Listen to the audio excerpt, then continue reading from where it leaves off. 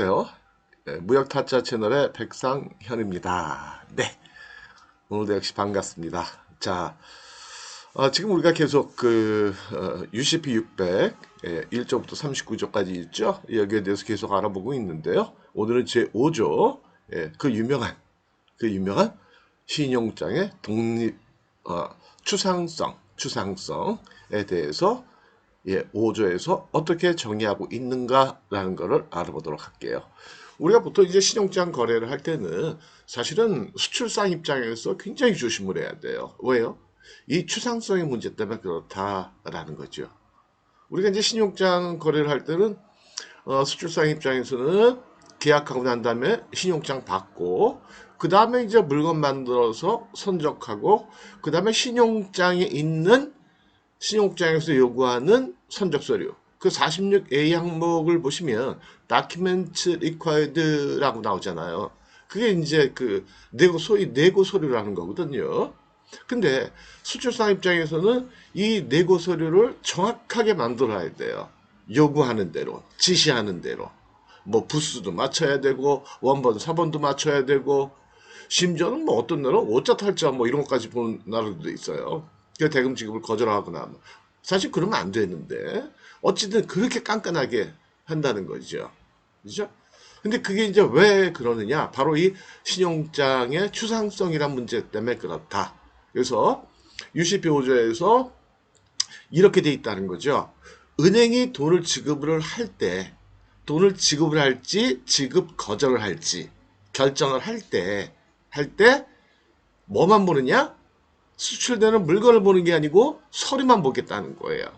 그때 그 서류가 어느 서류냐? 바로 신용장의 46A 항목 Document Required에 나오는 거기서 요구하는 그 서류가 제대로 요구하는 대로 지시하는 대로 작성이 됐느냐 안 됐느냐 이것만 딱 보고 서류만 보고 대금 지급 여부를 결정하겠다라는 거죠.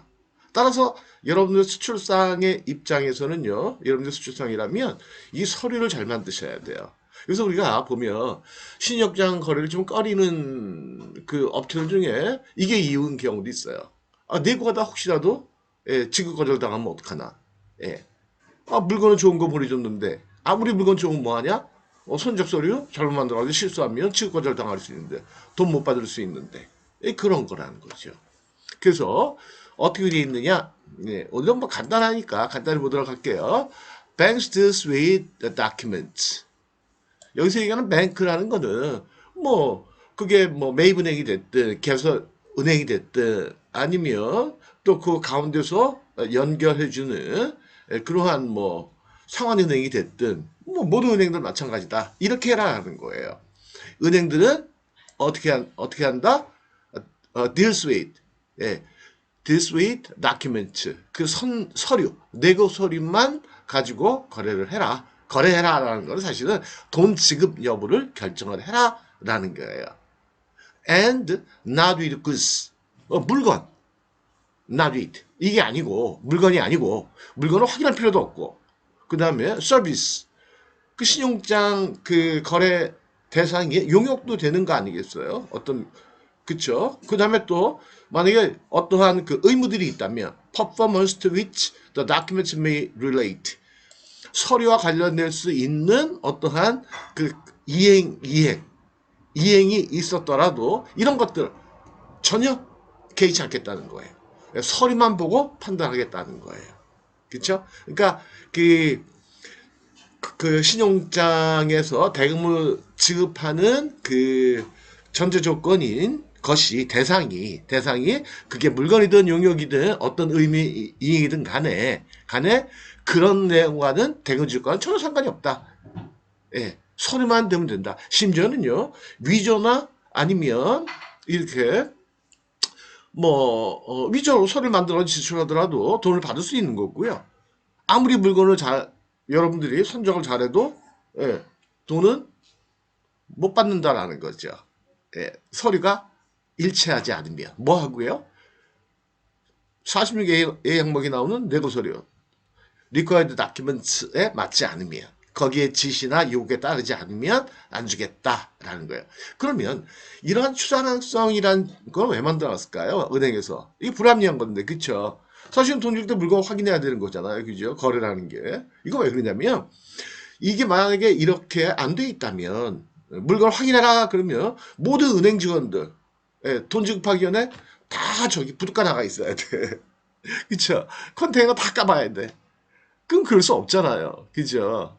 그러다 보니까 이런 걸 만들어 놓은 거고, 이러한 조항을 만들어 놓다 보니까 오히려 셀러 입장에서는 상당한 부담이다라는 거죠. 이게 참 중요한 거예요, 이 조항이. 그래서 이걸 보통 추상성 그렇게 얘기해요. 한국말로는. 왜 추상성이라고 그러냐면 실존하는 물건이 구체성을 갖고 있다며 그거를 대표하는 상징적으로 대표하는 서류. 이건 추상적인 개념이다라는 거죠. 그래서 말을 어렵게 쓴 게요. 그냥 다큐멘트. 그렇다고 뭐 신용장 거래 추상성 이렇게 하나 추상적 거래 뭐 서류화 이렇게 얘기할 수는 없잖아요. 그죠? 그래도 쉬울까요?